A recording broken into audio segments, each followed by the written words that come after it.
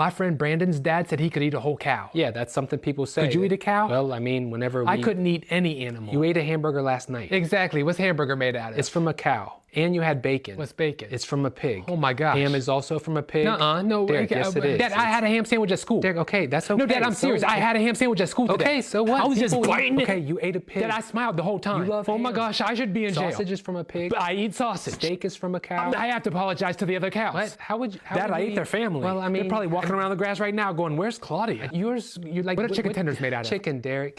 It's in the name. Are fish nuggets really made out of fish? Yes, Derek. They're called fish nuggets. And are lamb chops really Lambs, lamb? yes. I should be in jail. Plenty of people eat all of Wait, this. is lobster? Lobster, yes it is. I'm a lobster killer. Derek, relax. What about shrimp? It's shrimp, Derek. No way. And turkey breast? It's made from. Don't say turkey. Turkey. Dad, why wouldn't they put that on the box? It's called turkey. I don't want to eat anything from an animal. Okay, then just be a vegan. So don't have sex. No, that's not. What's that have to do with anything? TBTL. He's my devil, my dark lover, my alter ego. Sometimes I think he's my conscience. I'm not just about knock-knock jokes. I know a lot of animal riddles. Ah! This gazpacho soup just burned my lips. The gazpacho? Yeah, it's been sitting out. It warmed up. It warmed up so much that it burned your lip. Let me explain something to you. If you're expecting something ice cold and you bring it up to your lips and it's room temp, it's going to feel like your mouth's on fire. It's going to feel like your body's on fire. I hear the words you're saying, and I believe you believe it's important. Wishing you power purring and mega meow moments always. Bye for now. All right, hello, good morning, and welcome everyone to a Monday edition of TBTL, the show that just might be too beautiful to live. It's called The Danger Witch, and it's dangerously good. My name's Luke Burbank. I'm your host. Be careful, though. It's spicy. Coming to you from the Madrona Hill studio, perched high above the mighty Columbia, where it's just an absolutely spectacular day here on Monday, April the 6th. Oh, Ma, Pa, it's just beautiful. It's a follow-up to an absolutely beautiful Sunday. We had such a fun time out here. Had Becca's whole family out for a big Easter get-together. Set up some tables outside. Honestly, that's because my house is too small to set up enough dining area for 10 people. This is what happens when you don't hire an architect to sort of fully remodel your house. You just do it based on what seems like how you want the house to look, and then one day you're having 10 people over and you realize there's not any proper place for 10 people to eat in this house. Luckily, the weather cooperated. It was an absolutely lovely day, and we've got an absolutely lovely episode of TBTL for you here. It's episode 4,699 in a collector's series. Let the fun begin. We are on the precipice of episode 4,700. Tomorrow will be a big day on the show. Today's going to be pretty big, too, though. We're going to tell you why it is that Australia has said this audio is some of the most important audio in the nation's, I guess you could say, history. Eating a meal, a succulent Chinese meal. And then speaking of historic events, the TBTL Jalapenos. Jalapeno! The TBTL Junior Sluggers had their first game this weekend, and we've got an update from Coach Ben. It just popped into my inbox mere moments ago. It's hot off the presses. Got an update on game one. We're going to talk about the Junior Sluggers, a.k.a. the Jalapenos. Jalapeno! So we don't start talking about the Senior Sluggers, a.k.a. the Mariners, and begin to weep openly. The greatest thing about having this Easter get-together yesterday, which was no small feat, particularly for Becca, who baked and cooked all this incredible food, and we got the house all dialed in and everything. The main benefit to me was that it meant I wasn't paying attention to how the Seattle Mariners were doing yesterday. So thank you, Jesus, for rising from the dead so that I could not know about yesterday's Mariners until it was already over. Here's a guy who probably had a closer eye on that and other things yesterday. He's the longest-running Cobra of the show, maybe best known for his depictions of the tall ships. As Jay would say, he's got flow. He's Andrew Walsh, and he's joining me right now. Good morning, my friend. Good morning, Luke. I actually have, and I just remembered this as you were introducing the show, I have a piece of audio I've been meaning to play for you. Ooh, nice. It has nothing to do with baseball, but I do hear it a lot. Honestly, it's better if it doesn't. Yeah, no, I don't. I actually heard you mention that. It's like, you know, let's maybe take a... And I'm saying this to myself. I'm not telling you this, but I am not going to get into any baseball talk today. But I will say that I've been... Other than the Sluggers. Oh, yes, that real baseball, yes. I'm sorry. Thank you. I meant real... Thank you for clarifying. I meant I won't be talking about fake baseball. Anyway, I have been listening to a lot of baseball on the MLB app. When I can't watch it, I listen. And when you listen on the MLB app, they don't have a lot of sponsors, Luke. They have exactly one sponsor who would appear, and it is for some sort of like non-lethal self-defense system that I can't remember, and I am glad I don't have to give them a shout out here. And everything else is a PSA. Now, I find the PSAs interesting anyway. I find them especially interesting now because I don't know if you recall, I was looking for a PSA to play for you one time on this show about a year ago. And in order to get it, I had to sign up for PSA alerts as like a member of the media. And so now I'll often get emails that say, please start running this PSA and please stop running this one. Should we consider that here on TBTL? We are ad-free, of course. Yes. But if we just start running lots of PSAs for, like, buckle up before you hit the road from the National Highway Safety Council, etc. That's a lot of them are distracted driving. There's this whole thing where a voiceover is talking about how, yes, the world's biggest snake is scary, but nothing is scarier than distracted driving. There's a don't drive buzz, a lot of NHTSA ones as you put your finger on. Yeah. This one that I'm going to play for you now, though, I'm not going to tell you what it's for. It's a song, and you're just going to figure out through the song itself. And by the way, I haven't tested this on my computer yet, so I, again, just had remembered to play this for you, so I'm hoping this will play. I recorded it directly into my phone. This is a PSA. It's exactly 30 seconds long. It's a song, and the song will explain both the problem and I think the solution. But for some reason, I find it, I don't want to overstate it, but I find it to be pretty unhinged when I'm just sort of like bopping around the house, listening to baseball, and then I hear this. Come on, baby. Come on, baby. Oh, don't do this. Come on, open. Luke, it's not opening. It's an MP4. I know it's supposed to work. Do I have to play this through my phone? Oh, here it goes. Can you run it? You got shortness of breath, chest pains, and a cough. Little things wipe you out, you can't shake it off. It might be long COVID. What? Yeah. Good to see Brian Setzer is getting work again.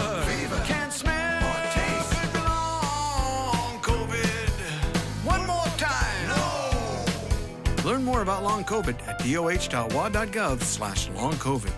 That is just in heavy rotation. Scatman's World. It's just in heavy rotation.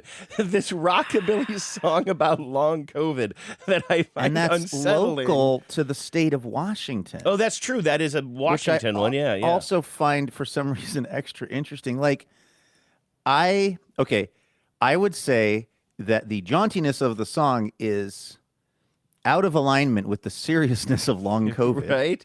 I do think it's interesting at the end when he says one more time and the chorus goes, no, which is kind of, I guess that's kind of clever. Like, no, we don't want to do this one more time. But yeah. I feel like I wish I could have been a fly on the wall for the pitch meeting for this because I promise you the person pitching this, the guy going, okay, what if we did a song? This is about long COVID and how people can get help for it or avoid it or whatever it is. But what if it was a song? But what if it was by a kind of a big bad voodoo daddy, kind of a Brian Setzer? I promise you, the guy pitching this was wearing a zoot suit. He's just a fan in the meeting. He's just a fan of the genre. Maybe the last fan. And by the way, I say that as a one-time fan of the genre. He's pitched the same thing for literally everything. For distracted driving. Yes. For buzzed driving. For sober driving even. Yes. He's just the guy who's always pitching a kind of a cherry poppin' daddies, big bad voodoo dad, anything that Luke Burbank was listening to in the basically late 1990s and swing dancing at the Phoenix Underground too. This guy, this is his solution. This is his answer for how to. And by the way, he wasn't wrong because here we are playing it, Andrew, on our podcast. If it would have been a more normal song, we probably wouldn't even be talking about it. Here comes Squirrel Nut Larry with the same pitch that he's been pitching every single meeting. Daddy-O's. Hey. Anyway, I just wanted to share that audio with you. Can you play that for me one more time? I think so, if the computer audio will allow. Yeah. Because I was sort of taking it all in, but not actually listening very much to the lyrics. Are they? Is this an an explanation of how you can seek services related to your long COVID? My brain is always so twisted halfway through that I never remember exactly what the call to action is. Which tells you that it's working. Which tells you that it's working. You hear this roughly 30 times per Mariners game, and you can't actually say what it is advocating for. There are some little slightly more subtle jokes in there. For example, he takes a really, really deep breath in between. Again, jokes about a topic that if the people who report having this are to be believed, and I believe them, it sounds like a pretty serious situation. You got to stand out in this space, Luke. What's going to grab attention? Maybe a fedora? Breath, chest pains and a cough. Little things wipe you out, you can't shake it off. It might be long COVID. He got chills, brain fog, or depression, fever. Or depression? Here's a background thing. One more time. Learn more about long COVID at DOH.org. I guess you can just learn more. An informational campaign. But yeah, the background chorus singers going depression. Oh, depression. Just like throwing a quick, throw a depression in there.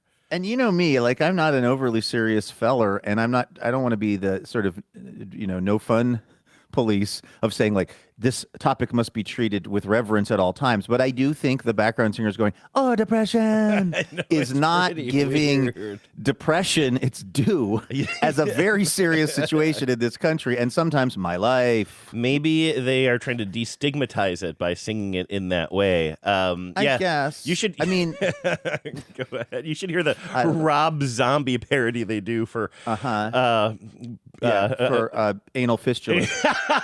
I was trying to think of postpartum depression, but I just couldn't think of the word. Sorry. Oh, just top of mind for me for reasons I don't want to get into. Okay, fair enough. Anyway, I don't have a power out for that other than I just needed to spread my disease, as the song goes. Sure. Yeah, close, that is close. Yeah, and you're again, you have a special relationship with that song because it is in your words a bit unhinged, and also the nature of being on it happens to be on Sirius because I don't listen when I listen to the audio of the games. I don't listen on the app, although they do that switcheroo that they do, Andrew. Which we're not talking about baseball. And we're not even talking about baseball broadcast rights here. We're talking about one specific thing, which is when we were just getting into the baseball season, and I was complaining to my brother David. He was on the show a couple of Fridays ago. And after the show, I was complaining about how like the Mariners game was not going to be on the thing we were paying for. He said, they've said it's going to be on. I was like, well, I'll find out tonight for real. And they did this thing on the thing I'm paying for, whatever, the Major League Baseball app. I was watching it via the Fubo.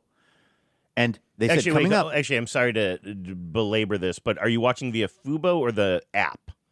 Because that's a big difference. Well, I'm watching it on my television, so I have to be watching it via the Fubo because my TV can't talk to the app. Okay, so you're not watching it on the MLB app. I'm not. I'm watching it. I'm watching it via Fubo. But what it's saying to me is it's just going coming up. The Mariners against the whoever they were playing that night. Okay. Guardians, probably. Mariners, Guardians coming up. And I was like, I know this is one of the games that is supposedly on Apple TV, but they're telling me that the game is coming up in 15 minutes. They're telling me that on the screen. It's just got a picture of the two logos, and it says, coming up, Mariners, Guardians, 15 minutes, 14 minutes. I'm going, well, maybe David was right. Finally, it's game time, and it just puts up two new little logos that are for the radio broadcast from either team via the MLB app. Yeah, so the MLB they were app not does, telling me yeah. they were basically doing a bait and switch here. I mean, I don't mind listening to the game on the radio, but they were making me think they were about to show me the baseball game. That's what he yells in Jerry Maguire. Show me the baseball game. And then right when it came time for the baseball game, for them to show me the baseball game, they then said, actually, we have the audio for you if you're interested, which I thought was pretty shady of them. Yeah, I think I've seen something similar before. I think if you look at that And tile gave me closely, some depression. You'll see like a very small thing that says Peacock exclusive or something. Usually you'll say there's somewhere tiny on it, but I've been there before too. You go to click on something and it's just the audio only, and it's very frustrating. But I was going to say that on I listen on Sirius Satellite, and it's the same kind of thing, except for me, it's Chris Russo yelling, "You want baseball? The doggy's got you covered," and then Shine on sports, and then just like these endless promos, and then these weird mini documentaries for the Negro League. By the way, I was talking I think to a I might friend have of heard mine. one of those. Yeah. I was talking to a friend of mine a few weeks ago who happens to be a person of color, and it was clear to me that she was not a baseball person and was not familiar with the idea that that's what it's called. Yeah, right. Yeah. And I just said something casually about the Negro League, and she goes, "The what?" Uh-huh. And I was like, "Wait, hold on, let's back this up. Okay, Let me explain something here." Okay. There's the sound. Yeah. Okay. I don't like calling it that. It's what it's called. Yeah. I don't know what to do around this topic because that's what we're calling it. I can't call it anything else. That's the name of it. But I want you to know, and that, by the way, you know that. And here's the thing. This tells you I had just gotten comfortable calling it that, which is why I casually mentioned it to somebody I know who happens to be a woman of color. Yeah, they and don't didn't really even leave us. think about how off that was going to sound. There's not a lot you can do with that. It is what they were called, and that is what people call them now. And of course, people celebrate the men of color who did populate the Negro Leagues. But you are right. It takes a while just to get comfortable saying, I guess we've been talking about them so much because there has been more of a focus on them lately. And, of course, the Mariners have these new uniforms that they wear on Sundays that are the Negro League throwback uniforms for the old Steelheads team, which are just so beautiful, those uniforms. So, yeah, I mean, I think in talking about uniforms and whatever, we've gotten used to it. But you are right. I think it took me a long time to just, say the Negro Leagues. It is not Well, and something... I've been set back by about 5 years now from the conversation. Yeah. I just finally got okay, it's all right. You're allowed to say that, Luke. And then it's let's just go right back to the starting point. I know that you're not a big Easter person per se. I'm not a Easter person in the sense of the the sort of the tomb was rolled, or the stone was rolled away, and the kind of the Christian worldview of Easter. Again, peace and love for people that do get into that still. That was a big part of my childhood. Although, we weren't allowed to do Easter eggs because my parents thought was, or the church, the thought was that has nothing to do, which kind of it doesn't, honestly. Yeah. My parents were really in on a lot of this no fun shit when I was a kid that if I look back on it, I go, that was really no fun, although weirdly, they weren't totally wrong. Yeah, no, I don't think dyeing eggs is part of the Christian tradition. The Jesus rose from the dead thing. And similarly, we didn't do a Christmas tree because they were okay, it's the birth of Jesus. That has nothing to do with the Druids, putting candles on a tree for the solstice or whatever it is that the equinox, I don't even remember. It's okay, why are these the only two things you guys are somehow dialed in on factually? Right. And they're the two things that remove the most fun part of this holiday. Yeah. But yeah, I do. I weirdly love doing a big Easter meal and stuff. And I don't know what this started in adulthood for me. I think it's because I used to give up alcohol for Lent. Mm-hmm. And so, in fact, I know this is why this happened. Because, it's a weird thing to adopt in your 20s to get really into Easter and putting on a suit. I had a full-on suit on yesterday at my house for Easter. But I think it was because back when I used to stop drinking for Lent, and then Easter would be the day that I could get back onto that horse, it'd be really fun to have a big get-together and have people over. And then over time, it went from just being kind of a casual brunch or whatever to being we're gonna actually let's try to make an Easter meal. And then it was white linen napkins and hey, let's actually let's make this kind of upscale and kind of fun. And I think because for me it's not related to a religious thing, it's not Christmas, and Thanksgiving is really spoken for me as far as my family goes, my immediate family. We have a whole thing. This is one that I've gotten into over the years of being a fun thing to do with friends, where you get kind of a little bit dressed up and do kind of just kind of get overly formal with it, and then make a whole meal and everything. So we did that yesterday, and it was a total blast. It was one of the most fun days I've ever had at this house. It was really awesome. Nice. I'm guessing you were not baking a ham or a turkey or dyeing eggs. I made ham sandwiches for Papa and turkey sandwiches. That's actually kind of cool. I didn't even think about the connection there. I bought ham from a ham pig and a bunch of turkey. Did you like that, by the way? I did. That was from it Jason. grew on me. That was from this comedian on TikTok that I've been following for a long time, and his name is Jason Banks, and he always plays this character of a version of himself that is a son talking to a dad. And I know that it went on a little bit long, but it just was been a slow in my head for a long time. I liked it, and it it actually really it was really building for me, if that makes any sense. Like at first I was like, okay, he's talking about whatever. And then it's like when it gets into vegan, when he's confusing veganism and virginity. Oh, at the very end. By the way, while we're talking about looking out for the animals here, I didn't tell you this. I got an email from our pal Wes, who is apparently continues to be locked into TBTL. Love it. Wes, who is the guy at from PETA, who just said, "Hey, been listening to your adventures about adopting a puppy. Thanks so much for adopting a puppy who needs adopting." And I can't remember exactly what it said, but like adopt, don't shop, or something like that. And is interested in sending us a care package for our puppy, who, by the way, I mean, sorry to veer away from Easter talk here, but I just wanted to say I love Easter. That's great. By the way, I did have one question about that. We're gonna just ping pong all over the place here, like Burt Wonderstone. What? Oh, that's for you. The Lent thing. Growing up Catholic, I always thought Lent was specifically a Catholic thing. It is. You guys did. It is. You didn't do Lent growing up? No. Again, I have no family history with Lent as a thing. I just, in my long and complicated relationship with fermented grains and fruits. Oh, this kombucha talk over here. AKA and kimchi. And kimchi. No, in my long and complicated relationship with alcohol and my various strategies and things to try to fit it into a healthy part of my life over the years. One of them for a few years was, I'm going to give this up for Lent to prove to myself that it's all fine, and also to kind of give my body a reset. And to be honest with you, it was really good for me. It was kind of like dry April or whatever, dry March or whatever. Yeah, and I think tell me, it seemed longer than a month. How long is Lent? 1 month only? No, maybe it's 6 weeks. Is it 6 weeks? Maybe it's a month and a half. Yeah. I mean, I wouldn't say I was white knuckling it, but I would say it felt like a pretty big commitment for me at the time, which tells you, maybe where I was at in my life. But no, it had nothing to do with me growing up Catholic or me giving up things for Lent. It was purely a way to try to hit a little bit of a reset on myself. And yes, similar to how people do dry January and stuff like that. It's 40 days. So that's not even symbolic. 6 weeks. So what is that? Well, it's almost 6 weeks, right? Yeah. It's closer to a month than 2 months. And if you would have asked me, I would have said, Lent is 2 to 3 months. Yeah, because that's how I would have. That's how I would have sort of characterized it. It's like the wind chill factor.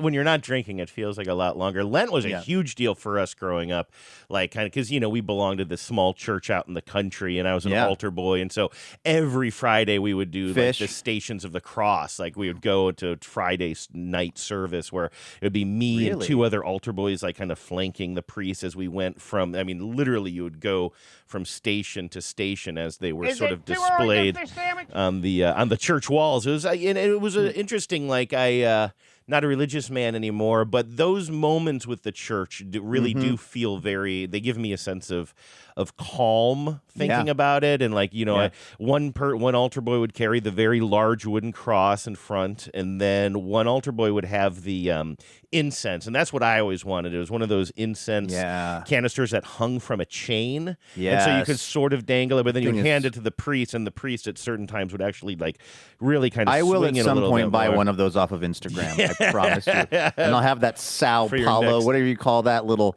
Santa. There's that little stick thing that everybody loves to burn now that's very in style. Oh, that's what you'll... Yeah, because incense. I will say the incense that we burned was interesting. I think the other role for the third altar boy was you would just carry the incense, but it wasn't... I burn a lot of incense here at home, but they're always sticks or cones or something. This was something where the holder thing, the thing that kind of swung at the end of the chain or dangles, you would open it up and it was a coal. It was like a round brick of coal. About the size of, I'm trying to think, bigger than a silver dollar, but what's it smell thicker, like? And it's just coal. It didn't really have a smell. So it didn't have a smell. It was just the smoke. Yeah, and what we would do is we would light that, so then you have something that is like burning ember, and then the other altar boy held like a kind of a chalice kind of thing that had the incense in it, which was a loose, grainy. It was like pebbles. It was like very small, fragrant pebbles with this tiny little spoon. I'm kind of just remembering this now. And that would be the role of the other one. You would take out spoonfuls of it and you would drop it onto the coal, and then you would drop the lid back down, and then that would, so the coal itself didn't smell. You would actually sprinkle these pebbles of scent onto it, and that was the incense. And it felt very old school, felt very biblical to me. Totally. I've just seen that maybe I've been in a Catholic service where they've done it, but I've seen that whole incense move, and it seems very cool to me with the smoke coming out of the thing. Now, quickly on the topic of incense, I have recently tried to become, by the way, it's Palo Santo is the thing I was trying to think of. That's a holy brand? wood. No, it's I think that's Spanish for holy wood, but it's a very stylish, at least it was a few years ago, very stylish thing that people were burning as incense in their homes and whatever. But like, I just this, if you want to know, Andrew, what a just absolute poseur I am. Like, I have this incense now that I've been burning at my house, which I've never done incense before, and it's little cones, right? Yeah, little cones. But I might have told you about this already, but the reason that I have this is because one, I live downwind from a pulp mill. They call it fiber, but they're not fooling anybody.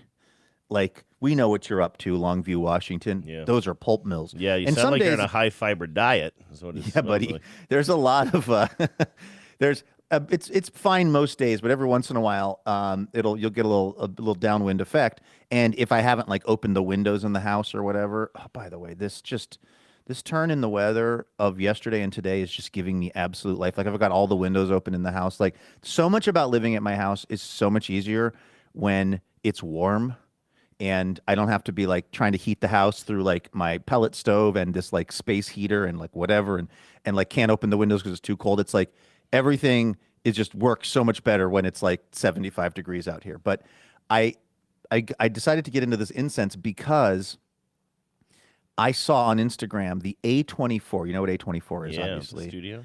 I'm such a like a basic B for A24. I'm exactly the kind of guy who likes A24 movies and who they're basically programming towards. Whether it's, I don't have one, but it would be very, very likely that you would catch me wearing an A24 ball cap, which was kind of the thing for a certain kind of dude to be wearing around like New York City. Just a black ball cap fitted with the white letters. Black unstructured ball cap with the A24 logo. That was like a few years ago, that was a way in a crowded dive bar to let the right people know that you get it.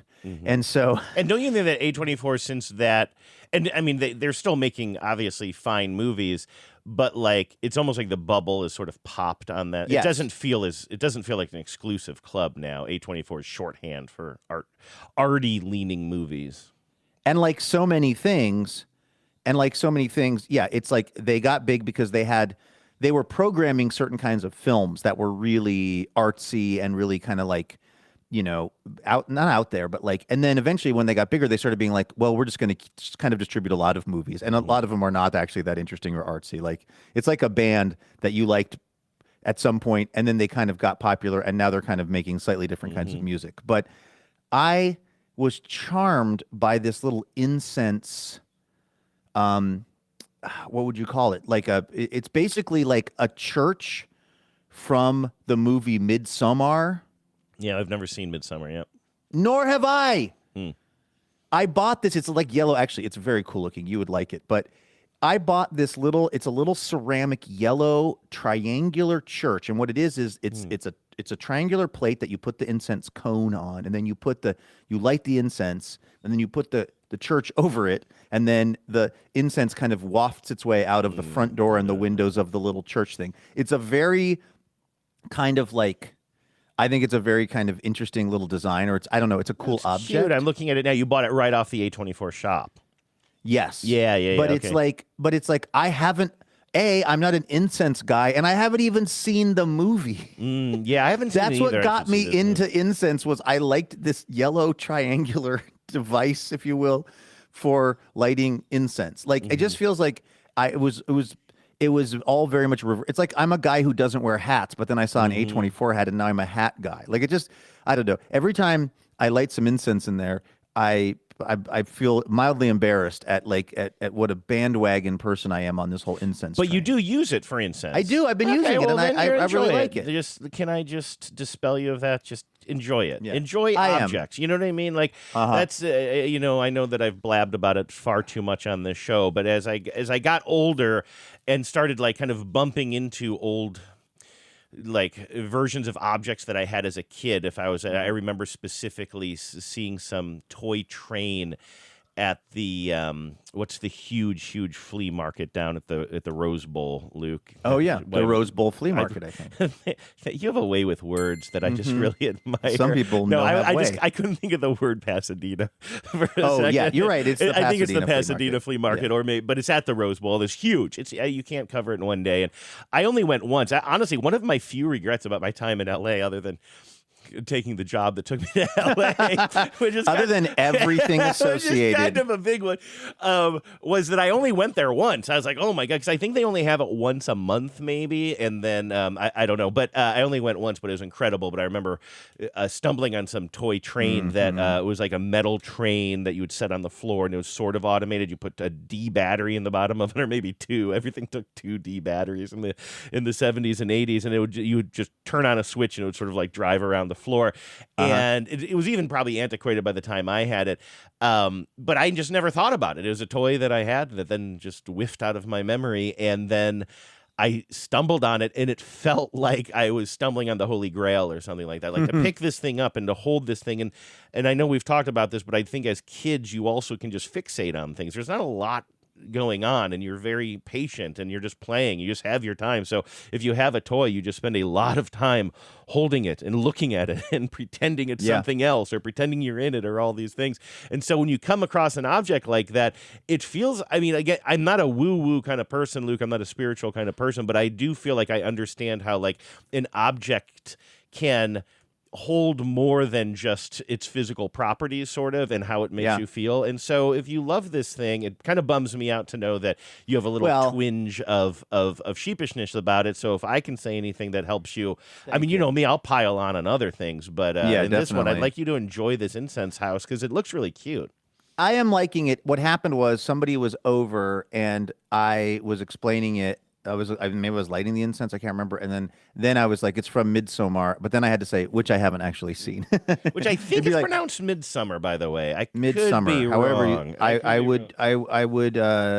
would be able to tell you that, except I haven't seen the film. Yeah, which I love it when they say the name of the movie in the movie. Yeah, and it was at odd to that's not diegenetic or whatever that word is that. You know that. Diegetic. If the music is actually if the Midsummer radio station was playing. That's right. Hey, That's right, Andrew, can I tell you about a little baseball team out of Portland, Oregon, known as the TBTL Jalapenos? The Junior Jalapenos. Yes, they had their first game this weekend, and Coach Ben has sent us an update on how it's gone, or how it's going so far this season. And I'm just going to lay this on you. This is, again, from the pen of our friend, the coach of the Junior Sluggers, and Becca's boss. Not that that's relevant. Ben. Oh, I always had them as colleagues. I didn't realize we have sort of a supervisor relationship here. We do. I'm going to be nicer. I'm going to start being real by sweet. all accounts, an incredibly chill and awesome person to have supervise you. And I'm not just saying that because he is Becca's supervisor. Each spring, there is no more hopeful trumpet than the call of opening day. On this day, the grandstands are not merely filled with spectators, but with believers. Every man, woman, and child carries the quiet conviction that this season will be different, that the long arc of victory will bend, at last, in their favor. The players take the field not as mere athletes, but as stewards of a tradition, carrying the dreams of generations. Every pitch is a new possibility. The crack of the bat rings like a promise. So begins the season, not with certainty, but with faith. And that, perhaps, is why opening day matters most of all. Wow. Coach, as you can tell, I have not pre-read this, Andrew. Coach Ben is really getting profound there at the top of the... Yeah. Can we get to the box score? Yeah, serious George Will energy. Okay. Yeah. Here we go. Tradition like no other. That's right. Last Saturday, your TBTL Junior Sluggers, a.k.a. the Parkside Jalapenos, opened the 2026 season with exactly that. Faith and big dreams, dreams of glory, dreams of fame, and dreams of post-game snow cones. Yeah, there it is. We entered this year with a core of seasoned ballers familiar to longtime TBTL listeners. We're talking about Fox. We're talking about Ollie. We're talking about Atlas. Talking about Nico. Talking about T-Bone. And, of course, Armani. To that foundation, we've added high-impact free agents like Amos, Victor, Nemo, Crosby, and Zaya. This is the clay from which we will mold champions. God, I hope they won this game because you're really building us up, Coach Ben. Our opening day opponents, the mighty Parkside Scorpions. Why is it that I think Jalapeno is an amazing name, but I don't like the name Scorpion, Andrew? Well, there are not a lot of teams named after vegetables in the Little League. Yes, thank you. I like that we have a vegan nickname for our team. Yeah. Zaya got the start and did not disappoint. By the way, this is, I think, and this is something I could find out by emailing Coach Ben, I think we're at full kid pitch now. Oh, So, okay, yeah. You know what I mean? I think last year might have been a bit of a hybrid, so it was the kids would pitch, but then if at some point, maybe if it became impossible, maybe the coaches would step in, or maybe that was the previous season. Anyway, I know for a fact we're on full kid pitch now. This is all in the hands of the kids. Zaya got the start and did not disappoint after a leadoff walk that inevitably turned into a run. Aggressive base running is alive and well. Sounds like the other team had a real Josh Naylor on the base paths, Andrew. Yeah, making chaos. I'm wondering if the rules, again, I should just check in with Coach Ben on this. I'm guessing this is now, we've gotten to the point where steals are allowed maybe once the ball crosses the plate. So that's another way. Eventually, these kids will just be playing what looks exactly like Major League Baseball, meaning that the runner could steal as soon as the pitcher makes a move to the plate. But there's an intermediate version where the ball has to cross the plate, and then you can decide to run if you want to. Which it seems like it'd be advantageous to just roll the dice on that if you're on offense, because you can really get into some pretty messy situations with fielding if you're not prepared. I would say the chances of, at this level, the catcher just throwing an absolute laser beam to the corner of the bag with the shortstop covering because it is a left-handed hitter, and they just put the mitt right down there as the player slides in. Low probability play at this level. So he buckled down. This is Zaya, by the way. He buckled down and caged the Scorpions lineup over 2 innings. His pinpoint control and workmanlike approach made for 2 quick defensive frames for the Jalapenos. Love that. We may be called the Jalapenos, but our offense came out like a habanero. Extra hot. Love it. I like that Coach Ben he's wise on so many different topics. Baseball coaching, fatherhood, Becca supervising, and the Scoville units, Andrew. He just knows instinctively that the habanero is hotter than the jalapeno. I don't know if I would have known that. Are we going up to the ghost pepper level? We'll find out. Yes, only time will tell. Singles from Armani, Amos, and Nico, along with a walk by Nemo, set the bases for a majestic double by Zaya. So this is some real Shohei Ohtani territory, right? Because Zaya is not only pitching 2 scoreless frames, but then coming up and hitting a double with the bases loaded. Love this. Oh, I guess not a scoreless inning. I guess we could given up 1 run. After 1 inning, the Jalapenos led 4-1. Nice. In the third, Amos took the mound. After walking and hitting the first 2 batters, listen, that was a message pitch that Amos threw. Crowding the plate. They're crowding the plate. You've got a little chin music. You've got to throw a brushback pitch occasionally. And if somebody gets hit, so be it. They're scorpions. They got that long tail that's curling up. Exactly. I mean, how do you even pitch to a friggin' scorpion? What is the strike zone? Ridiculous. And how many of them are lying about their height? That's right. How is the ABS supposed to even figure this out? After some early season jitters, he flipped the switch and struck out the next 3 in a row. Nice. Crisis averted. Now that, Amos, that's really something else. It's one thing to come out and just keep the bases clear and to just dominate. It's another thing to get yourself into a pickle and then figure your way out of it. That's real grit. Absolutely. It would be hard to top that, but Nico did just that in the 4th. 13 pitches, 3 strikeouts, side retired, a dominant inning. So 9 pitches. Is that the immaculate inning? Is that the the often talked about but rarely accomplished immaculate inning? It is, which as a newbie to baseball always confuses me a little bit because the immaculate inning is celebrated. Do you have 3 strikeouts in a row using just 3 pitches each? But the thing is, for me, wouldn't the immaculate inning, and I sound like such a child saying this, you can literally get somebody out with 1 pitch. What do you call it when you like get 3 outs with 3 pitches? What's better than immaculate? That is a good point. That is, and I think even, I mean, and if you're thinking about like just pitch count, not that 9 pitches is really that much for an inning. Yeah.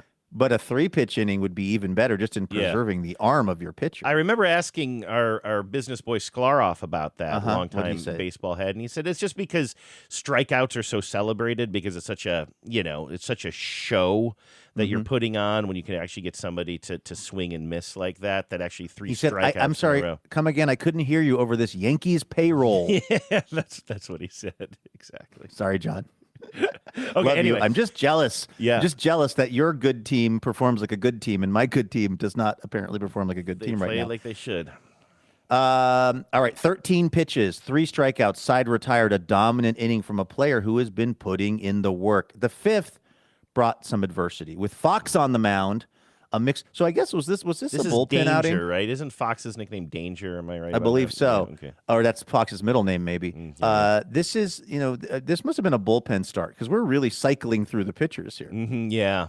Short With leash. Fox on the mound, a mix of walks, defensive miscues, and solid hitting, recognized game, allowed the Scorpions to plate 5 runs and take the lead. So it's now 6-4, am I right about By this? my count, it's 6-4. It wasn't an easy inning, but Fox stayed composed and battled through it. The results weren't what we wanted, but the grit, there's that word again, was unmistakable, and that's how pitchers are made. Due to time limits, the bottom of the 5th would be our final turn at bat. See, I know, look, everyone's got lives. They've got to live. People got places to be. Listen, as a parent of youth sports, as I was when my daughter played volleyball, I understand more than anyone that this stuff really gets in the way of the rest of your life. But I also, the fact that we had our chances at a comeback shortened, I feel like that's a sort of a, I don't like that outcome for us. And also, I'd like to know when these decisions are being made. Like, are we going into the game knowing this is going to be a 5-er? Or are we learning in the 5th inning that we're wrapping up early? Because I feel like that could affect pace of game. That could affect decisions, both on the mound and at the plate. Exactly. From a strategic standpoint, I have a sense it probably has to do with, we're talking about a 6-4 game with a lot of base runners in a lot of the innings. I'm imagining the game was taking a while, and then the coaches, there's probably some time limit at which the thing kicks in.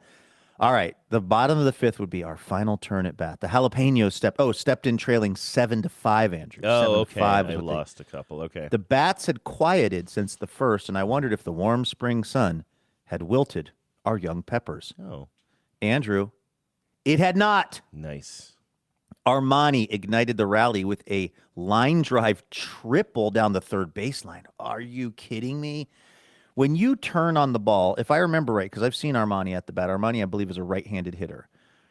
As a kid, because I played Little League too, I don't know if this was the first time this happened for Armani in a game or not. The first time that you like literally turn on a pitch and pull it down the line and it goes into the outfield is one of the coolest experiences of a young sports person's life. Like it's one thing to kind of like, and again, no shade, but it's one, and because I've also got a lot of these hits when I was a little kid, you kind of like just get a little bit of wood on the pitch and it kind of goes to the right side of the field and the kid kind of misplays it and you run to first and you're safe. There's that, and that's fine too. But when you actually just like fully turn on a pitch, you're ahead of it, or at least you're hitting it down the third baseline. That is a very, very fun experience. I'm glad that happened for Armani. A triple. After a walk by Fox, Amos delivered a triple of his own, tying the game. Okay. The momentum shift rattled the Scorpions, who followed with walks and defensive miscues of their own. The final score, Andrew,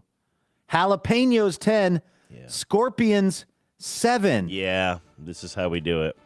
This is exactly how you do it. Your TBTL Junior Sluggers are victorious and unbeaten in this nascent season. Hustle pins going to Nico, Zaya, and Amos for their excellence on both the mound and the plate. What stands out most is the growth. Well, that's what happens with kids, Ben. They grow. Yeah. They get bigger. Just 1 year ago, we won our opening day game in classic Little League fashion. 1 hit, 16 walks. What were they facing? The Angels starter from yesterday, Andrew? Gosh. A lot of...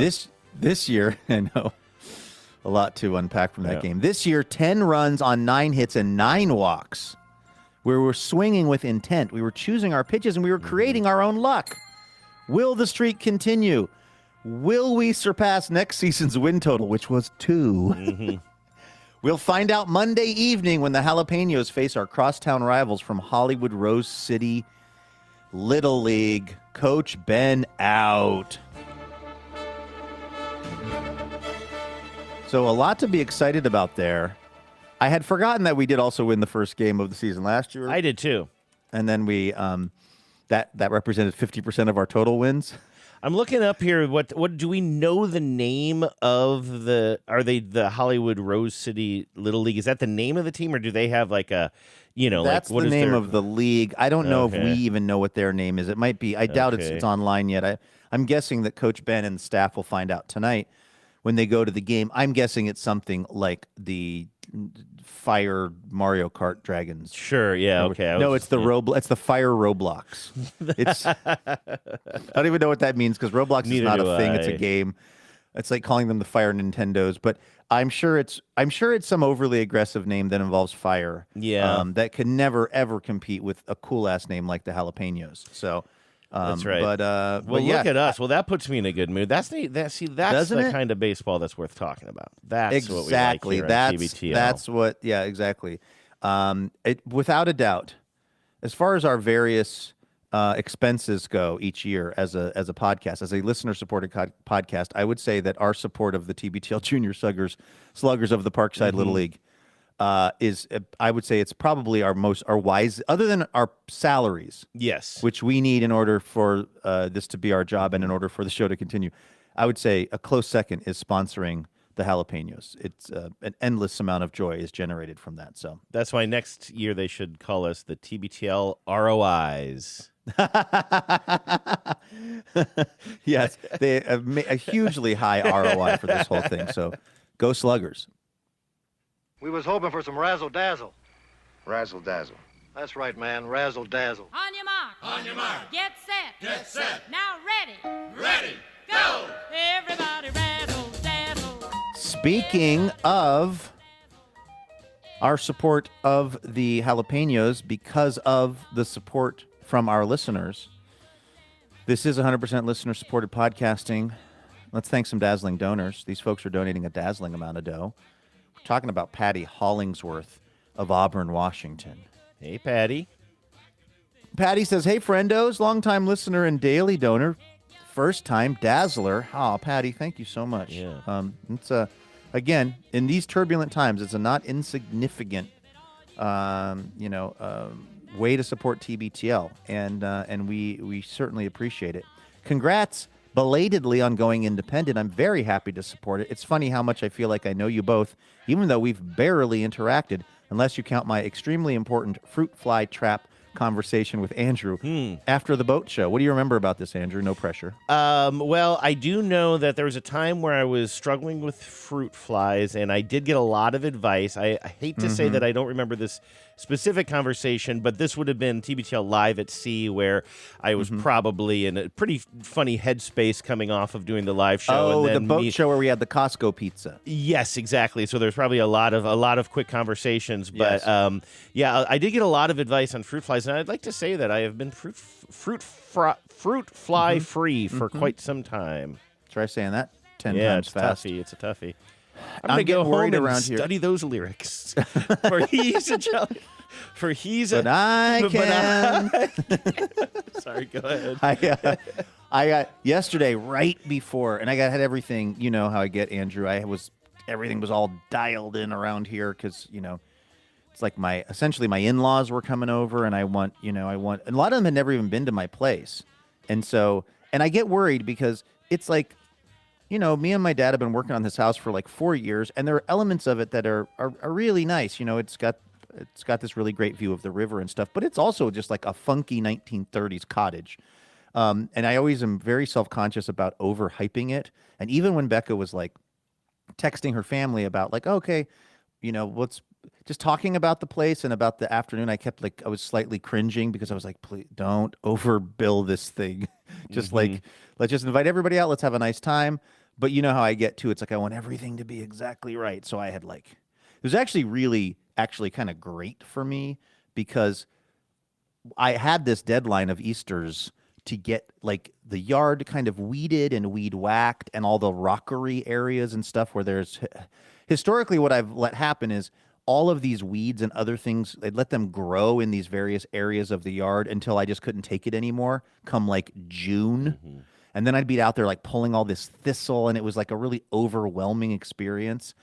I'm on it this year. Like I alluded to this last week and I didn't get to it, but like my new theory of life and of weeding is when I'm walking around, just going from literally like the studio down to the house, and I see a weed is growing up in some area that's not supposed to have weeds in it. That's supposed to be like rocks or, sort of decorative rock or whatever. I just go pull the weed right then. I do that, but it's a bit of a dangerous game because literally it becomes the most important thing in the world. Like I could be rushing Genevieve to the hospital, and then I'm just like, I'm just going to grab this one weed. And then the next thing you know, I'm just like, I'm sorry, you're going to have to drive yourself. Like there's just a million wake up a week later, just covered in thistles. Exactly. Because I literally can't stop sometimes. That is a bit of a danger, but I've gotten it now into this. And again, what helps is I've been much more on it than years past. So it literally will be one weed. Like one weed is growing up in this area that's otherwise doesn't have any kind of intruding weeds. And so I used to think, hey, it's one weed. Who cares? How much could it cost, Michael? Now I'm like, okay, I see that weed. I'm going to go pull it. And then just basically, and this is something everyone knows, a stitch in time saves 9. Just staying on top of this has made it so much more manageable. And I'm pretty excited because going into the growing season, things are relatively under control around here. And now my job is to maintain it instead of this like looming bad feeling of like, I got so much to do. And then I don't want to do it because it just feels like it's too much. So that was kind of a nice thing. But here's what happened yesterday. Like we had everything all set up and I got the music playing on the speakers and it's like everything is great. And then I look over and there is like 3 different areas where wasps are just fully, and I know the wasps and fruit flies are not the same, but they are just fully congregating. Like they're an early nest building. And I'm like, really, guys? Like this is the day you decide to show up? And I immediately saw the entire party just crumbling in front of me because I saw everyone sitting outside eating this delicious food being beset upon by wasps. Yeah, well, you have your EpiPens, right? I did, of course. I have about 20 to 30. No, what I did have, Andrew, is some wasp spray. And I broke that stuff out, and I was like, not today, Satan. Just went around just spraying them down and just being like, you can come back on Monday. We can work this out, pistols at dawn on Monday, but you are not screwing this Easter up for me, wasps. Yeah. Did the scalloped potatoes taste a little bit like wasp killer? Sure, but I was worried about that. I literally was. I was like, is this going to be, because I was going, so to speak, ham. I was giving them both barrels of this wasp spray. But it seemed to work. They did not come back for the meal. And so that was, again, I will work the rest of that out like in the coming weeks. But I needed yesterday to be perfect. And it kind of was, actually. It was almost perfect. So. Yeah, that's great. I had, last Friday, I ended up accidentally having, like, my first, like, full lawn yard day. Work day. Yeah. Which really didn't start until, and that's the thing, it wasn't a full yard work day because I know I got out there around like 4:45 or something like that. And my plan was I had a bunch of like chores to do on Saturday, and my plan was Saturday was going to do the first part was going to be all lawn stuff, which is a little bit risky because then I knew like I had to go and buy all these sandwich making supplies and everything. I was going to spend Saturday night making a whole bunch of sandwiches for the volunteer gig, and I had it all set up in my mind. I don't think I would have been able to do all the yard stuff and all of my other Saturday plans. had I not gotten out there on Friday, but it was sort of like, it was a little bit like pulling a thread. I was like, well, I'll just mow part of the lawn. But So I you got to your lawnmower. So I did get to the lawnmower. I had to pick it up a little bit, but I got to that, and then that and the whippoorwill, or what do we call it, the whippersnipper. Whippersnipper? The weed eater. And between those two things, I just started. I was like, well, I'll just see how much I can get done before the sun sets. Yeah. And I got almost all of it done. Or no, I got all of it done, and it actually looked really good. It was like the first time I had done the full yard. And then afterwards, Luke, what did I do?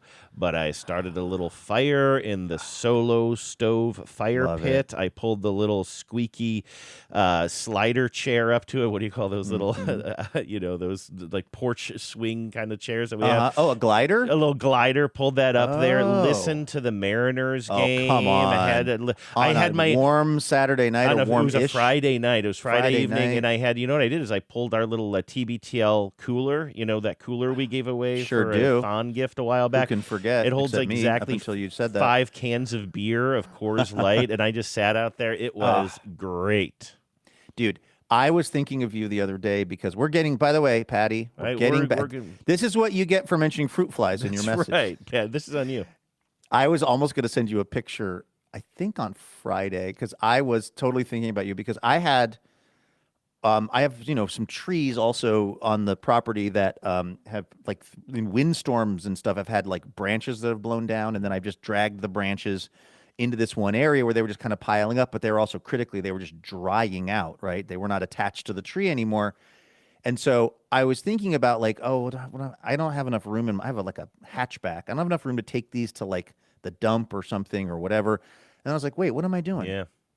I'm going to chop these up and I'm going to burn them because I have a pretty substantial, my stove is called a brio or whatever you call it. So I got all of these. They were pretty huge when I started out branches, and I just cut them down into small, manageable sections, little, things. And then I started a fire in that stove, and I sat out there listening to the ball game, just feeding those sticks into the fire. Yeah. And they burned so fast because they were so dry. Dried out. That's fantastic. Yeah. It was crazy how fast this pile went. This was like 5 or 6 pretty enormous branches that I had then reduced down to this pretty large pile of wood debris that burned in like 20 minutes. It was just gone. And I was thinking of you the whole time because I know how you love to feed leaves into that thing. Yeah, or little sticks. Branches. Yeah, not leaves so much because that'll just smoke out the whole neighborhood. But you don't get yelled at by that one lady. Yeah, exactly. You remember. The North remembers. But any fire, once you get it going, obviously it can be all consuming, especially once it gets nice and hot. But these solo stoves have such specific airflow, aerating technology. They're engineered for this airflow that like once you get it going, like it will just burn so quickly. And it reminds me, I must have said this on the show before. This is one of those things that Genevieve and I mean, every time we are standing around the fire by ourselves, one of us will refer to this, not even joke, this moment that happened. It was me and Genevieve and our friend Durs, and maybe some other people, I don't know. Those are the key characters in this story. And this goes back at least 2 years now. We're standing by the solo stove at night, probably drinking beers, just marveling at what a wonderful invention these solo stoves are as we're feeding sticks into it and it's burning. And Genevieve or I don't remember who, just said, yeah, it's just such an amazing little machine. And there was a long pause, and then Durs just said, you think this thing is a machine?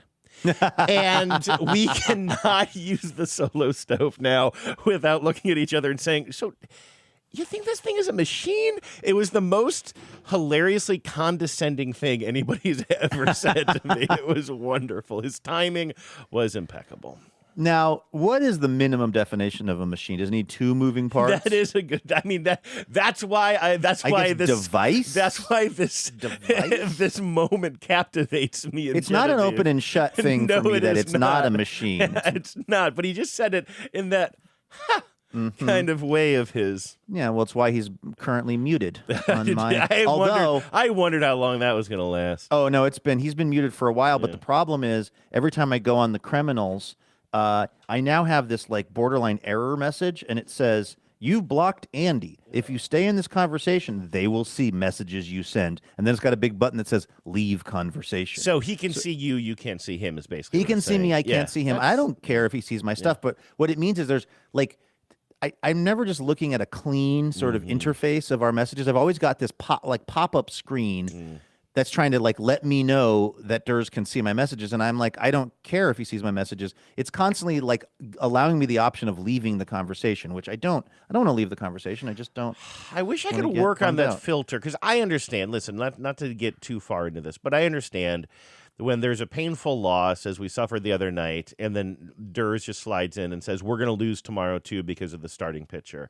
And you're like, okay, we're 24 hours out from starting this next game. Can we not throw in the towel yet? Yeah, right. And by the way, it was, kind of sweet rewards or whatever the phrase would be, because that pitcher who was supposed to be the losing pitcher the next day did an incredible job, had the outing of his life, and the Mariners ended up winning, which was satisfying. But the thing is, so I understand if you're just like, that's a kind of negativity that is going a little bit too far. I don't need this in my life. However, Durs is also a super smart, fascinating baseball knower, and I wish I could create for you some sort of a filter that just scrapes out the negative posts without you missing everything, because you actually, he follows this stuff. I know. He knows these players. He knows who's in the pipeline. He knows ball, and I find him to be a great follow when he's not just on the second game of the season. Maybe what I'll do is create a side channel with Durs, and I'll say, Durs, please send me all of your all of your sort of non-doomsday baseball information, because I'm very interested in that. And the guy knows ball. You're absolutely right. Patty, who we're thanking right now, says, this is she knows podcasts because she says, this is my favorite podcast. I never miss an episode, even when it's summer or winter games time. Ha ha. We haven't done that in a while. When something big happens, serious or absurd, I genuinely wonder what you'll say about it. I even got into postseason Mariners baseball because your excitement was contagious. In a year when everything feels on fire, TBTL still makes me laugh out loud in public. Text Me Back is the only other podcast that makes me do that. Oh, nice. Our pals Lindy and Megan over there at Text Me Back, which I found thanks to you. So, Livewire in Seattle with Luke, Megan, Lindy, and Rick Steves. 10 out of 10. Oh, nice. No notes. Sounds like Patty was at that show. There. Oh, great. Right on. Thanks for coming, Patty. Finally, I want to put in a word of support for federal workers like me. Most of us are just regular folks trying to do unglamorous but important work, and this last year has been traumatic. So please be nice to your local public servants, except ICE, of course, and you can be as mean as you want to them. This is from Patty, although I co-sign that. Thanks for keeping this weird little corner going. Power out. Signed, Patty. Patty, thank you so much for thanks for supporting the show, and yeah, that's a good reminder.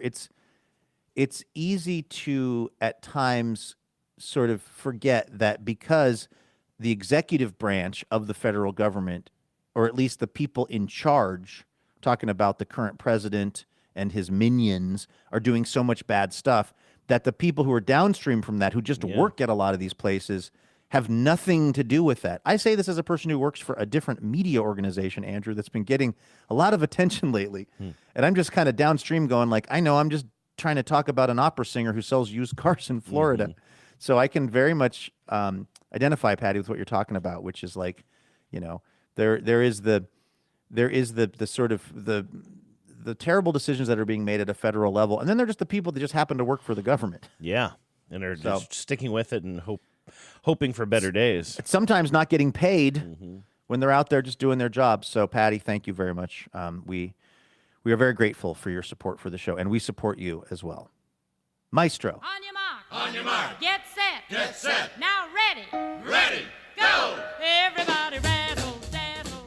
It's Jamie Bugle, Eric Hamilton, and Lila Hamilton, age 2. Nice. Of Madison, Wisconsin. I'm going to direct this entire message to Lila, which is weird because it's written by Jamie and Eric, so I guess we're just reflecting this back. The problem is when you put that Lila Hamilton is age 2, that becomes the entire focus of my energy. Point. Sure, for me. I mean, I'm pretty. Even as I stare down 50, Andrew, I'm pretty obsessed with babies and toddlers, and get even my niece, who wants no part of me holding her, as I learned at Pike Place Market a couple of weeks ago. Is Gemma? This is Gemma. We love Gemma. We wish that Gemma loved being held by her Uncle Luke. That's something we're still working on. Well, maybe Gemma is very, very astute and knows that by withholding some affection, you're going to want to hold her even more. In the words of Coolio, it's working. It's working. It's working, yeah. Jamie, Eric, and Lila are in Madison, Wisconsin, and they say, we love the show, and we were so excited to visit with you all in Wisconsin last summer. Thanks for making it all happen. Becca was wearing a T-shirt yesterday that she grabbed out of my little clothing area that said MKE and had a picture of Wisconsin on it, and it was from some folks who visited us at that get-together, and I was reminded of what a fun afternoon in Friendship, Wisconsin that was. It really was. Great. Heck of a week. Please follow Eric's new Dad Forward project, Being Dad, a community for first-time and younger dads or older ones with a big dose of the science of fatherhood. You can find him on Substack at substack.com/@beingdad and on Bluesky, pronounced Bluesky. I did that before I even saw your pronouncer, at being-dad.bsky.social. That one has a hyphen. He'd love to hear from and even interview tens who want to talk about the challenges and rewards of fatherhood. I'm going on the Substack right now and checking this out. Substack.com/@beingdad. And here's Eric, a dad figuring it out with the help of a little science. The last post, hooray for vasectomies. I'm seeing that, yes. I'm getting a vasectomy this week. In celebration, I do what I usually do. Research. What follows is a brief history of the world's best contraception. So there you go. I've not had that procedure done, but I would be probably going and buying many bags of frozen peas. That's my that's my sense of the... To turn the heat up in your apartment, you mean? Like I used to buy bags of frozen peas? I feel like people got... You know what I realized yesterday, Andrew, is I am... Because what was it? I forget. Something that came in the mail and it had that refrigerator. It had that an ice pack in it. Oh, yeah. And I was throwing away the cardboard and I was just like, nope, this ice pack is going in the freezer. For all of the things all of the financial decisions that I make that are somewhat wobbly and all the stuff that I spend money on in the ways that I kind of use your theory of it's a round of drinks. In other words, unfortunately, I'm a little more wasteful than I would like to be. And I want to be the kind of person who saves things and reuses things and all that stuff. The one thing that I will never throw out is one of those ice packs. I'm obsessed with them. I remember you saying that on the show. I can't associate with that, but I think it's because I get so many of them. I get one cooler full of my medicine. It's just like 2 shots. But I get that once a month, so I get one of these little styrofoam coolers, which it just kills me. I do recycle them. That's also cool. I wouldn't be able to throw that out either. I don't know what I would use it would hold maybe 4 cans of Fresca. Like maybe, But I get one of those a month, and, halfway through the year, they're just literally, there will be a tower of them building up in my garage, and I take them, and it kills me to do it, but I drive them to the transfer station where they have a special recycling for that kind of stuff for styrofoam, but also those ice packs. Each one of those coolers comes with 2 or 3 ice packs. I would be out of house and home if I saved every one of those. I wish I could send them to you. I'm surprised Genevieve doesn't, because you've got 2 refrigerators, right? You got your downstairs fridge and upstairs fridge. But I like to keep us, first of all, I like to keep us in chicken stock or turkey stock or whatever. So that and also ice. I'm constantly making ice. And then Genevieve always buys the literal biggest bag of frozen berries she can buy because she's going to have a smoothie twice a summer. I knew that was coming. You know who else did? Probably Jamie, Eric, and maybe even Lila, because they're regular listeners and supporters of the show. Thank you to all 3 of you. We're not leaving Lila out for sponsoring TBTL and making this possible. Everybody go check out Eric's Substack at Being Dad.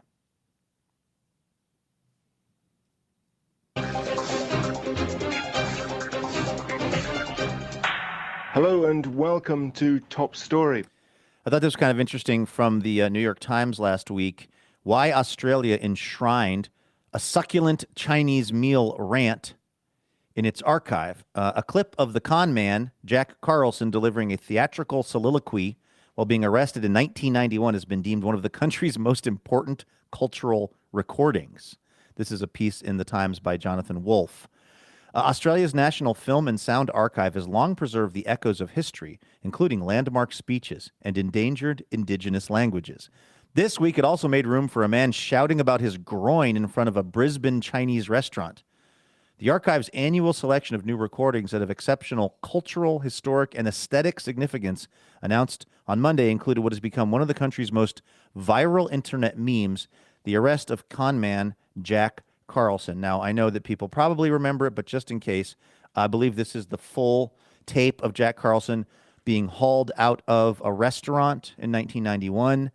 He was, I believe, wanted on unrelated things. I don't think him being hauled out of the restaurant was because of an issue at the restaurant. It was because he was wanted for other con man antics. And as he's being hauled out by, let's see, 1, 2, 3, 4, 5 Australian police, maybe 6, he decided to turn it into a whole kind of a production. Let's see here. Police in the Valley swooped on a man they thought was one of Queensland's most wanted as he died Obviously, this is the newscaster setting up the tape. Take a listen. at a Chinatown restaurant this afternoon. He wasn't on the list, but has been charged with credit card fraud. An American Express investigator followed a man he thought was one of Queensland's most wanted to a Valley restaurant. Minutes later, police had the business surrounded, then sent in a delegation. Information we received was that there was an armed and dangerous suspect in the restaurant. He denied the charges, stridently protesting his innocence in a fury of arm waving. Then police decided to move him, a task easier said than done. Under arrest. Look, I'm under what? Gentlemen, this is Democracy Manifest. And he didn't appreciate the way he was handled. See that chap over there? Get your hand off my penis! It took 6 officers to restrain him, whose major concern was the meal he'd left behind. What is the charge? Eating a meal? A succulent Chinese meal? Eventually, they had him in custody. I believe that it's all to do with stolen credit cards. He was charged with several fraud offences. He'll appear before the Brisbane Magistrates Court tomorrow. Chris Reason, 7 Nightly News. I don't even really know what Democracy Manifest means, but I love how he says it. Yes. I absolutely love how he says it. What I thought was kind of interesting about this article that was in the Times, kind of going back into the history of this, was that this video was just kind of like languishing for many, many years, just kind of, I don't know, somewhere in an archive. This was not like a viral sensation. Well, of course, the internet in 1991 didn't really work like the internet of today. The full recording, this is from the Times piece, the full recording of Mr. Carlson's arrest was tucked away for years, largely unknown, until 2009, when a tape operator for an Australian news station stumbled across it and uploaded it to his YouTube channel. According to the National Film and Sound Archive. Andrew, this sounds like the hero that you are really looking to. Yeah. And somebody who was doing some archiving for the fun of it. Yeah, I mean, I don't want to derail us. You and I mentioned this off air very briefly, but there was another story a few weeks ago about a fella who unearthed, or like somebody basically inherited some guy's VHS collection, and they were going through it, and they unearthed, I believe, 3, definitely 2, maybe even 3 missing Doctor Who episodes because things just weren't archived back in the day. And here was this guy who, and I remember the description of him was, he had a lot of VHS tapes, mostly of like canals and trains or something like that, but also somewhere in there had just randomly taped some Doctor Who episodes, and apparently these were episodes that had gone missing for decades, and as you know, that's a rabid fan base and a completist fan base, and so I love stories like this. And they were in those days, I guess tape was so expensive that they were like, well, we're not playing these anymore. This is how the kind of like the main trove of like Doctor Who episodes that they were like, well, we're not going to play these anymore, and so this tape is valuable, we're going to record new stuff over it, which is just so insane to think about. But you had to make decisions like that. It was all finite. So this was like sitting in kind of just languishing, like I said, until 2009, when a tape operator for the Australian news station stumbled across it. I wonder what went through that person's mind. Yeah. As he was just like watching probably hours of pretty boring news footage. He puts it up on his YouTube channel, and then it's just sitting on his YouTube channel, also not making any waves, until 2013, it was mentioned by a content creator named Ray William Johnson, who was another guy who was just kind of going around YouTube looking for stuff and found this and then put it up on his YouTube page. And then it started to basically get some attention there. And then pretty soon the sort of meme was born, and then it just kind of took off from there. Jack Carlson was born in Brisbane in 1942. He went by many different aliases. He spent years in and out of jail while serving a prison sentence. He met the Australian playwright Jim McNeill, according to the archives. He began to star in his plays, some of them from prison. His television credits include parts in the 1970 series Division 4 Cop Shop, Matlock Police, and Homicide. He has always maintained to this day, or he always did maintain, I think he might have passed actually, that his arrest in 1991 was a case of mistaken identity. No, I guess he's still alive. Over the years, Mr. Carlson has given a range of theories as to why he was so melodramatic during his arrest. From, I have no idea, to, I thought they might take me to a mental asylum rather than jail, according to the archives. And this guy, as far as I can tell, Jack Carlson has like really, he's a painter too, so he's made many paintings of himself being hauled out of the Chinese restaurant that he sells. And yeah, he seems like, again, I've seen clips of him. It sounds like he's still alive. It sounds like this is definitely now how he is supporting himself, is off of the internet fame of saying succulent Chinese meal. Well, anyway, this these archivists, the Sound of Australia collection at the National Film and Sound Archive, basically has decided that this is an important piece of audio in now the history of Australia. And so it will be preserved forever. It will never be lost to history because it's now part of this official archive. So, and it literally could have been lost to history. It just happened. It really could have been. It was just languishing. Like I keep using that word, but it was just, it was hanging out there in anonymity, but definitely no longer. So we can all breathe. The archivists of the world, including you, Andrew, can breathe a sigh of relief. Australia's, well, I can't even start that sentence. Yeah, Australia's a wonderful. Australia is a wonderful island, but I feel like Australia has an interesting relationship with its own claims to fame. I'm struggling with this not just because I don't want to insult our listeners in Australia, which we do have a disproportionate number whom we adore, and I sincerely do not mean this as an insult, but I feel like because Australia is not bereft of like very popular contributions to pop culture here in the United States and globally, right? Like AC/DC or In Excess, and I know that's reaching back a little ways, but like, and I know like bands that I love, like the Beths, they don't, are they New Zealand? No, I think they're Australian. Crocodile Dundee. Sure. Ben Lee, who sings our very theme song. Exactly, right, which I misquoted earlier when I said spread my disease. Anyway, but like there are plenty of like legitimate contributions to popular culture, even here in the United States and around the globe. Yet they still sort of have this almost Seattle-esque desire to also just sort of enshrine the smaller things as well. And I'm not trying to say that this is necessarily a smaller thing, although I guess in this context it's hard to deny that. But like to officially put this in the National Archives or whatever it is like a little surprising to me, and you would think that maybe if they had nothing else going on for them. But I think I'm thinking of who was that Barnaby guy who like was Barnaby Joyce? Yeah, wasn't he? Was it that? And it wasn't he maybe the guy who like kind of got into it with Johnny Depp and Amber Heard and everything? Yeah, like, nice memory. But it was like. Yet I still cannot think of the name of the woman who was in Eyes Wide Shut. Who is, by the way, Andrew? Australian. Exactly. So it's just sort of strange. Right. It's like they have this desire. What's the word? I remember when I moved to Seattle, and this is a little bit insulting, but I kind of stand by it, and I say this about a city and a region that I deeply, deeply love, more than any other place on earth. But there's a provincialness here. I think a lot of people who grew up here stay here. I grew up in Ohio, so everybody, kind of all of my friends scattered, and I love talking to, I've said this a million times, love talking to, or hearing you in Camaro Kev and Roden, like bro down about things that you grew up with, like shared interests that are like kind of quasi-regional.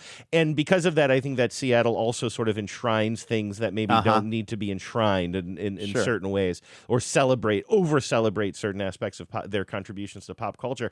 And it sort of feels like $5 Christmas trees at Chubby and Tubby. Well, that should be enshrined.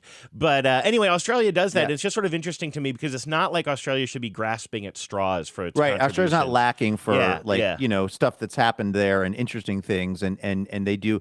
Yeah, that's a good point. I mean, boy, dude, I saw this Instagram. I follow a couple of those, old Seattle stuff type of Instagrams. Yeah. They'll just kind of throw up pictures of, stuff that I grew up around, but they did one on Aurora Avenue the other day. Yeah, like up by like North Aurora, kind of our area here. A little more south, a little more like where I was. So down more like 77th and Aurora, Winona. So it was Twin Teepees, what used to be Twin Teepees.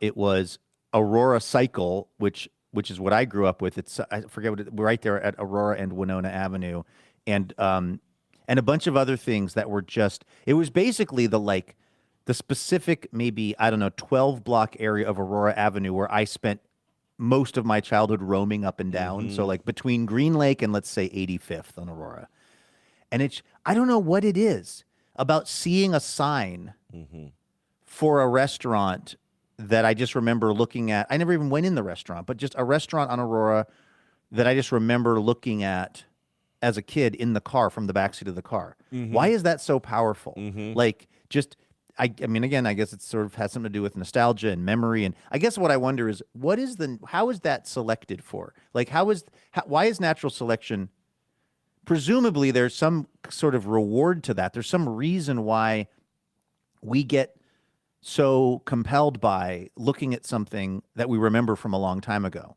But I don't understand how that helped our ancestors stay alive. But it certainly is something that goes on in my mind when I'm just looking at, and it's almost like this. I feel like kind of what you're doing with the commercials that you're archiving. It's like almost the more throwaway, the better. Yeah. Yep. Absolutely. It's not like the Space Needle or something. It's like no. It's even Twin Teepees. I mean, that was a notable, weird, and probably pretty racist thing.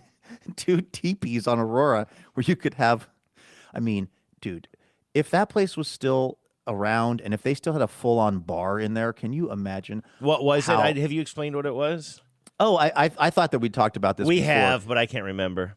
Okay, so on Aurora Avenue, right where if you're heading south on Aurora, there's you get down towards Green Lake, right when it sort of starts to just hug actual Green Lake, right? Before you get up to Woodland Park and everything.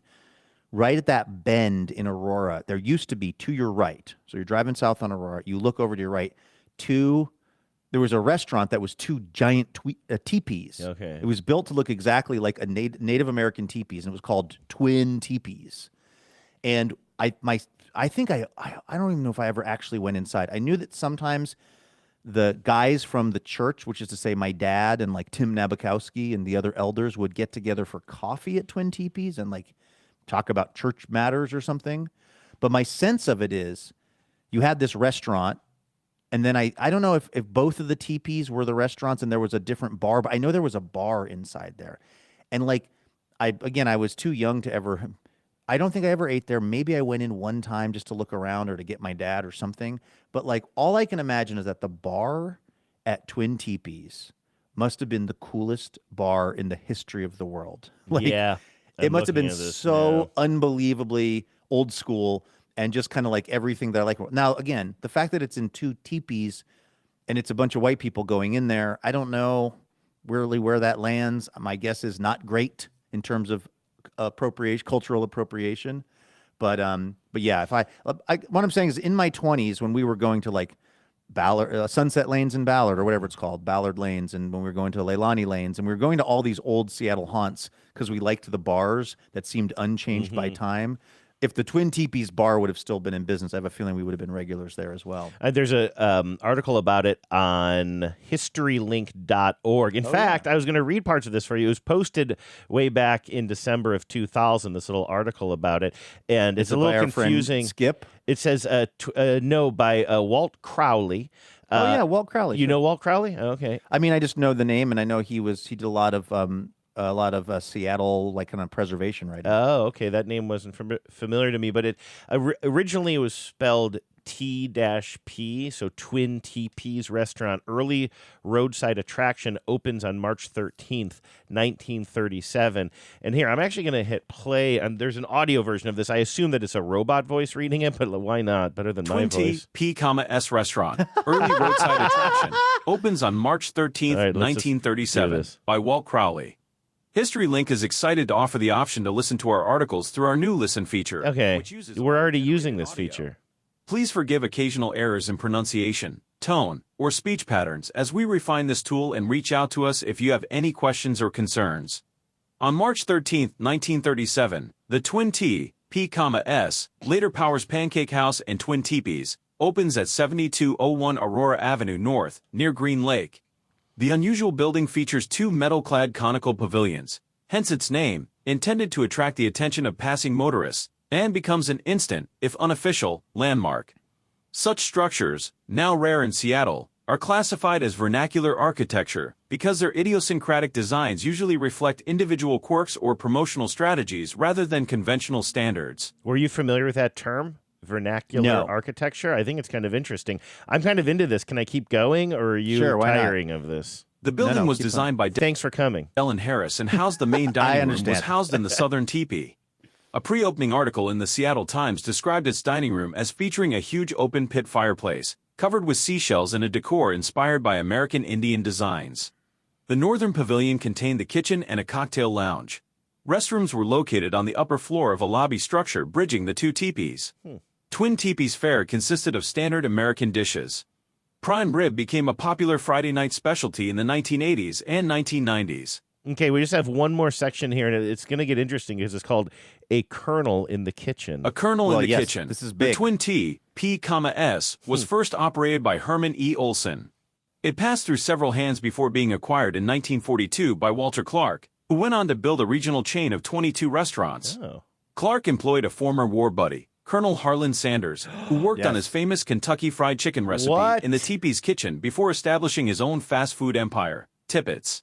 The restaurant operated as Powers Pancake House between 1959 and 1967. Its original name was restored, although spelled out as Teepees in 1976. The restaurant suffered a fire on July 31, 1997, and a more serious blaze on June 1, 2000, closed its doors. On July 31, 2001, early in the morning, the restaurant was bulldozed to the ground, despite its place in Seattle's history and despite the fact that it would have undoubtedly been protected under historic preservation.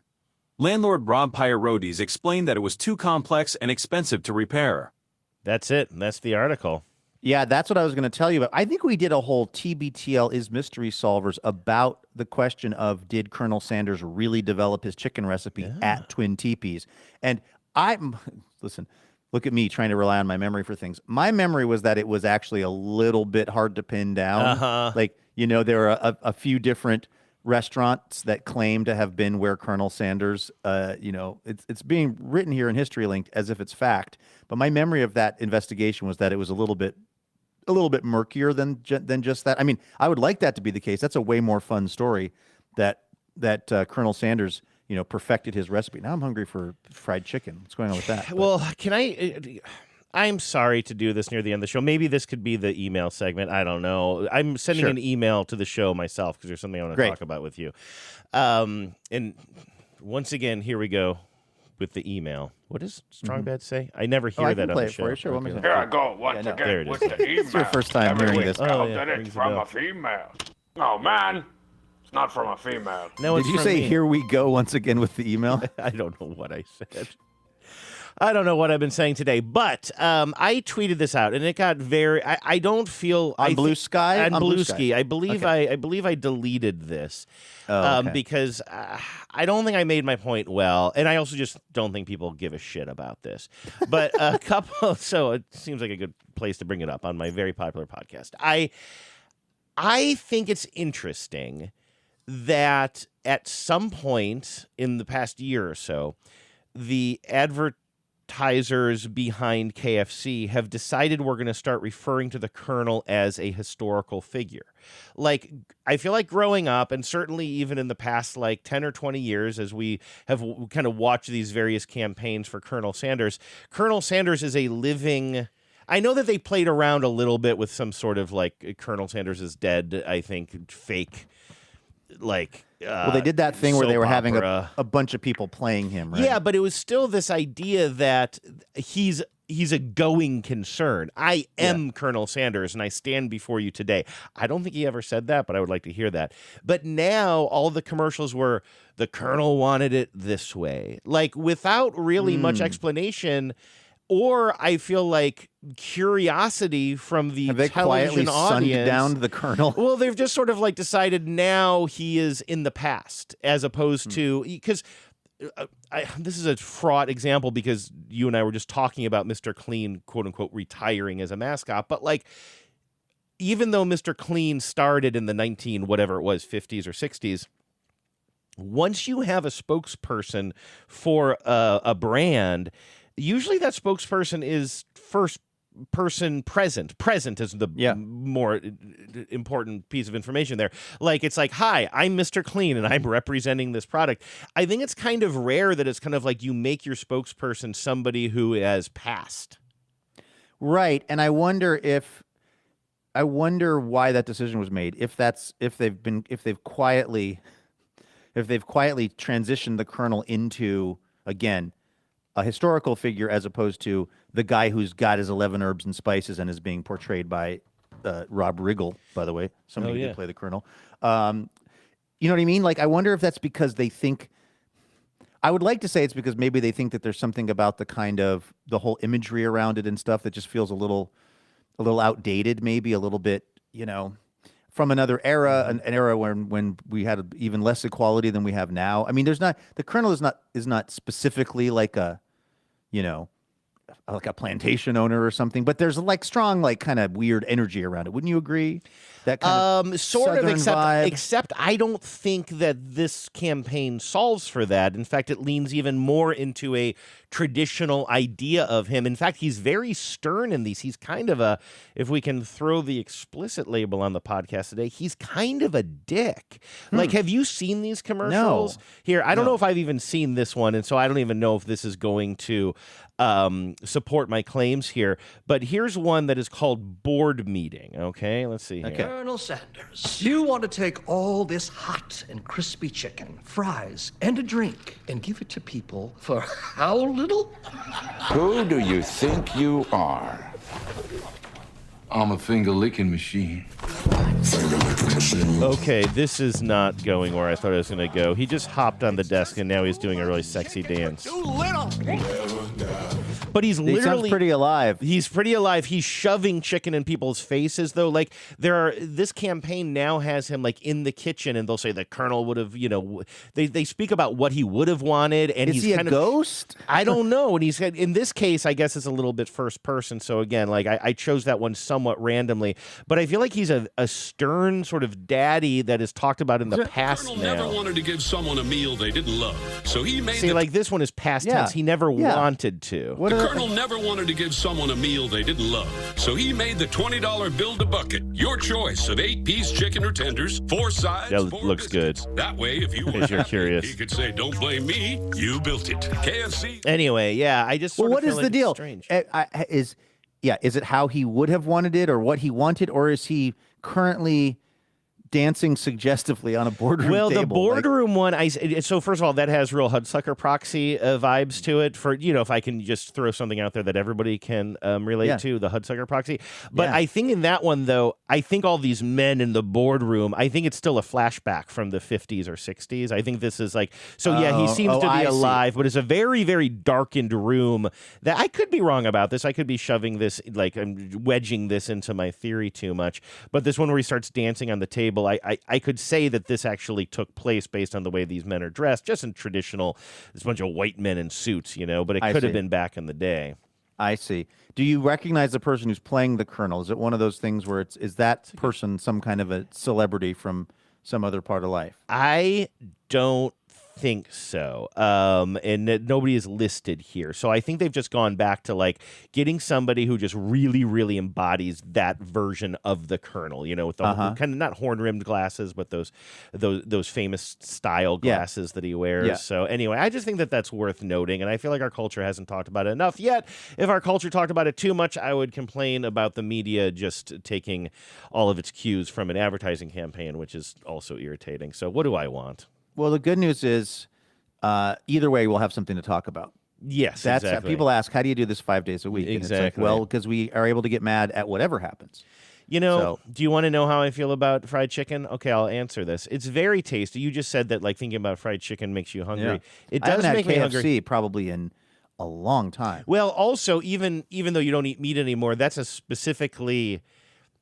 I had turkey yesterday, by the way. I'm not a non-meat eater, so just for the But you chewing something off of the bone doesn't seem like something that you would do Not now, for me. especially like something greasy like that. None of that really seems like it would be for you. For me, it's very rare that I get fried chicken because it's one of those foods that, like, it just seems on its face so unhealthy to me. Like, there are so many unhealthy foods I eat, but for some reason, like the present, and it's so good, but it's a little bit like donuts where it's like, I'm never going to be satisfied with however much I eat of this, so don't even put it in front of me, if that makes sense. Yeah, totally. Like, I'm just like, bring me a whole bucket, I'll eat the whole bucket, and then I'll still feel gross, but also I'll eat more if possible. Like, I kind of just avoid it because there's something about eating fried chicken that is tasty as it is in the moment, it never fully satisfies me. It definitely seems like a very hedonistic food. It does. It seems very, yeah. And I don't think about a lot of food that way, but there's something about that. Yeah, no, I got you. It's like, it seems like that. Now, I've been getting, and we should wrap things up here, but I've been getting all this Instagram, like these ads for all of this fake meat where it's like a fake steak, and they have the photographs make it look like it's pretty convincing, and also fake like chicken dishes and stuff. But the history of the fake meat stuff has been, okay, you can make a fake burger because it's pretty easy to make fake ground beef now, like as in, plant-based ground beef. You can make fake chicken nuggets, even fake, fish sticks. Anything that's breaded, you can fake it pretty easily because it's mostly about the breading. Again, ground beef is something you can kind of, no one's been able to make something that just like is like a steak. Yeah. That is plant-based, that if you were to cut it and take a bite of it, it would feel similar to a steak. And the problem is, I really want to try one of these. You have to buy like $90 worth of it. Yeah. Right? You can't buy one. It's like some kind of, I think it's some subscription bullshit. Yeah. But so it is now one of the main things that comes up on my Instagram feed are these. And again, I already know that this is very artful photography, and that if I were to buy one of these, I don't want to buy like 10 of them. I want to buy one of them. I promise you, if I got it home and cooked it and cut it up, it would not be convincing as a steak type of a thing. I think that's like the hardest riddle to solve for the fake meat world. Yeah, for whatever creating reason. the texture, because when again, not to get graphic about it, but it goes back to what we're talking about at that tape we played at the beginning of the show, that Jason Banks bit. Just kind of like, some of it is it's surprising maybe if you're like, oh yeah, this is hamburger meat or this is some sort of vegetable product, but it's ground meat like, and so you can make a Whopper out of it and it's fine. But actually having something that has the texture of actual, let's just say it, animal flesh is what we're eating, like that's a very different thing. Yes, it's a very complicated, specific thing of how a steak behaves like a steak, and trying to reproduce that is really hard. So I'm gonna. You should watch some. I'll bet you somebody has reviewed it on YouTube or something. Oh yeah, you know what? That's exactly what I should do. Just see what it looks like. Because when it's not the photo that they're using for the ad. Right. Yeah, and forcing somebody to commit like $100 for like a whole bunch of something that you don't even know if you like. Forget that. From people that haven't even had sex, these vegans. That's right. What does that have to do with anything? All right. That is going to do it for today's episode of TBTL, but we will be back here tomorrow with more Imaginary Radio. I will be in Los Angeles, California, checking in there, making sure. It's so nice here now, Andrew. Usually, I'm kind of excited to get down to the sunny weather of Southern California, but not today. Today, I was walking around out here, and I was like, this is really nice. This is I'm why good you want to with be this. home. Yeah, that's why this is when I want to be home. Yep, V's has a rule. We do not travel during Seattle summers. Yeah, I mean, I think Becca and I are actually going to embrace that same policy this summer. We've been going out of town the last couple of summers, and yesterday we're sitting on the deck going, why are we leaving here in the nice weather? So anyway, I will be leaving the nice weather, but I will be checking in for tomorrow's show. So we'll see you then with more Imaginary Radio. In the meantime, everybody have a great Monday. Take care of yourselves, and please remember, no mountain too tall. And good luck to all.